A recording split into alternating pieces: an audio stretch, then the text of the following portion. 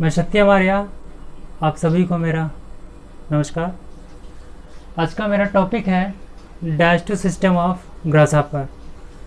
Digestive system of grasshopper यह 3 region में बटा होता है: foregut, midgut and hindgut. Foregut region, midgut region and hindgut region. Foregut region को हम क्या बोलते हैं?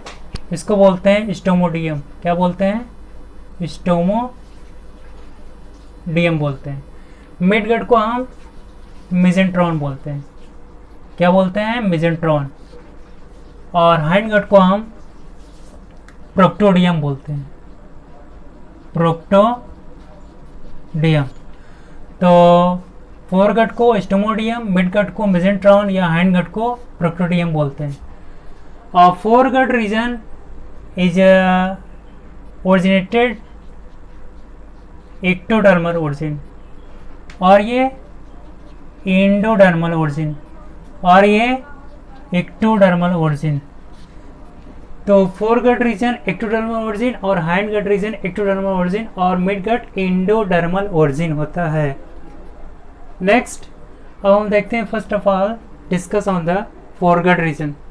तो foregut region comprises to the preoral cavity, pharynx, oesophagus, crop and proventriculus।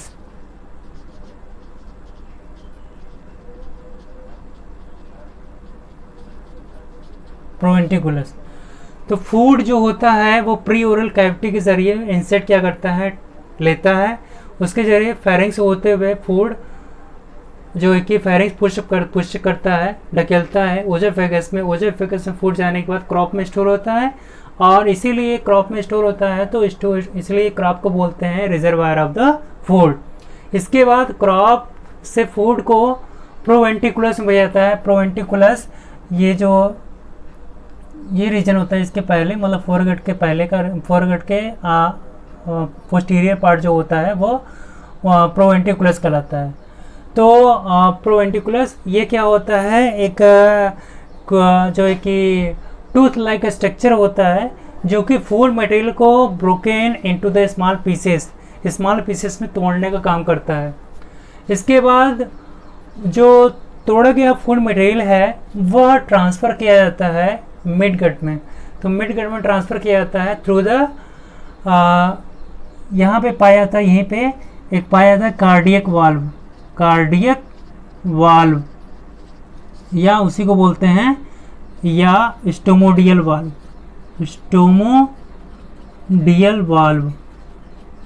तो कार्डियक वाल्व या स्टोमोडियल वाल्व बोलते हैं जिसके जरिए ब्रोकन स्मॉल फूड पीसेस जो है कि transfer to the midgut. And midgut entire epithelium layer is 3 type of cells, that is columnar cells, regenerative cells and globate cells। globate cells जो कि production of digestive juice and gastric सिका भी क्या करता है? ये जो ये ट्यूबुलर लाइक स्ट्रक्चर है ये भी क्या करता है? डाइजेस्टिव जूस को प्रोड्यूस करता है। तो ग्लोबेट सेल और गैस्ट्रिक सिका के जरिए डाइजेस्टिव जूस प्रोड्यूस किया जाता है जो कि भोजन को अवशोषण करने के योग्य बनाते हैं। इसके बाद जो कॉलमनर सेल्स होता है वह भोजन को अवशोषित करते हैं और उसको रक्त को ट्रांसफ़र करते हैं। इसके साथ जो रीजेनेटिव सेल्स होता है मिडगट के इपिथेलियम सेल में, आंतरिक दीवारों में, वो क्या करता है कि नई कोशिकाओं को फॉर्मेशन करते हैं, नई कोशिकाओं को बनाते हैं। इसके साथ ही आप फूड मटेरियल होगा वो ट्रांसफ़र किया जाएगा हाइंडगट में। तो हाइंडगट में ट्रांसफ़र किया जाएगा तो यहीं पर जो मिडगट का अंतिम पोर्शन होता है, मतलब पोस्टीरियर रीजन होता है, और हाइंडगट का एंटीरियर रीजन, वहीं पर एक वाल्व पाई जाती है। बीच में एक वाल्व बनती है, वाल्व जिसको हम क्या बोलते हैं? Pyloric valve. क्या बोलते हैं? Pyloric valve. तो पाइलोरिक वाल्व प्रेजेंट होता है किसके बीच में? मिडगट रीजन और हाइंडगट रीजन के बीच में एक वाल्व प्रेजेंट होता है जिसके जरिए फूड मटेरियल हाइंडगट में पहुंचता है। तो उसको बोलते हैं क्या? Pyloric valve. अब यहीं पर हम देख लेते हैं एक ट्यूबुलर लाइक स्ट्रक्चर, ये ट्यूबुलर लाइक या एम्पुलर लाइक। कैसा? ट्यूबुलर या एम्पुलर लाइक। टेम्पुलर हो या ट्यूबुलर हो, ऐसी संरचना मिड गट के और हाइंड गट के जंक्शन पे पाई जाती है, जिसको हम क्या बोलते हैं, मैलपीजियन ट्यूबुल्स बोलते हैं। क्या बोलते हैं, मैलपीजियन ट्यूबुल्स बोलते हैं। ये एक्सक्रीटरी ऑर्गन के नाम से जाना जाता है। इसके साथ ही हाइंड गट में जो पोर्शन पाया जाता है वो इलियम है, कोलम है और रेक्टम है। ये क्या करते हैं, ये जो है कि इनके ज़रिए ये पार्ट है जो कि हैंड कट के अंतर्गत आते हैं। इसके साथ ही भोजन का अवशोषण होने के साथ साथ ये लास्ट में एनएस के जरिए क्या होता है, भोजन को जो वेस्ट मटेरियल है उनको बाहर निकाल दिया जाता है। तो इस प्रकार से ये हमारा जो है कि डाइजेस्टिव सिस्टम ऑफ ग्रासहॉपर हो गया।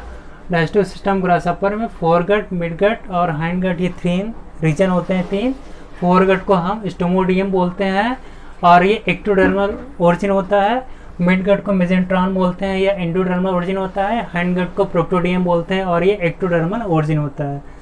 इसके साथ ही फोरगट में preoral cavity, pharynx, oesophagus, crops, proventriculus region होते हैं और मिडगट को हम क्या बोलते हैं, वेंट्रिकुलस भी बोलते हैं। मिडगट को हम वेंट्रिकुलस भी बोलते हैं और मिडगट में ही मुख्य रूप से भोजन का पाचन होता है। यहीं पर डाइजेस्टिव जूस और एपिथेलियल सेल्स जो होती हैं उनकी दीवारों में, उनकी दीवार से गैस्ट्रिक जूस और जो गैस्ट्रिक सिका है इनसे जो है कि डाइजेस्टिव जूस सिक्रेट किया जाता है जो कि भोजन को अवशोषण करने के योग्य बनाते हैं।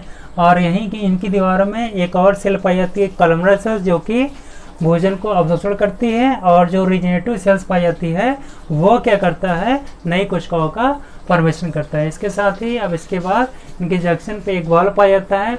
मिडगट और हाइंडगट के जंक्शन पे एक वाल्व पाया जाता है, इसको क्या बोलते हैं, पाइलोरिक वाल्व।